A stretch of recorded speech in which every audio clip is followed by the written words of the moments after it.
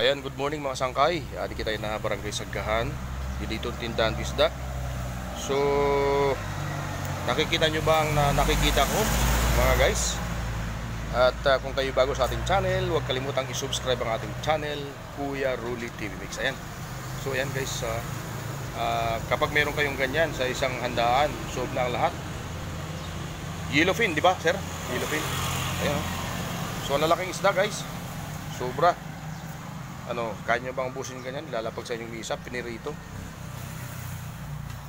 Ang swerte talaga. So ito po, sabi nila, galing sa Giwan, Eastern Samar. So mayaman pa rin ang Giwan ng laman dagat. Ayan, At of course, bumili tayo ng isda para paksiwin. Ayan, Manlalara ba yan? So, ayan. So, sasabawan natin guys. At marami pa silang tinda dito. Pwede kayo mamili. Punta na kayo dito. Meron silang mga kamatis, sibuyas, itlog na puti, itlog na pula, bawang, talbos ng kamuti, at marami pang iba. Ayan, mamimili kayo. So pero sariwa guys ang mga isda. Ayan, bangus. Malit na bangus, malaki. At saka yung isang isda na napakalaki, napakasarap. Ito guys, baulo to. Ayan, So ang daming isda nating pwedeng iulam. Yan dito sa amin sa Samar at saka Leyte, talagang sagana sa isda. Ayan, ang lalaki nito. Lalo ito guys.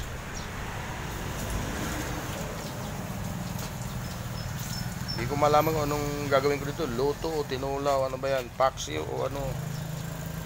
Ang lalaki. So yan yung ating nabili. 270. Aroy, konti lang sukli. Wala na. Ayan guys, masarap dito yung tinula talaga. Fish fillet. Laki guys. Hindi mo na kayang buhatin. Siguro ang bawat isang piraso nito ay tumitimbang po ito siguro ng mga 30 kilos kung hindi ako nagkakamali. 30 kilos ang timbang nito. Ayan. Grabe. And guys, thank you for watching. Ayan. Punta kayo dito sa Saggahan, malapit sa eskwelahan lang ito ng high school. Thank you for watching guys, and God bless.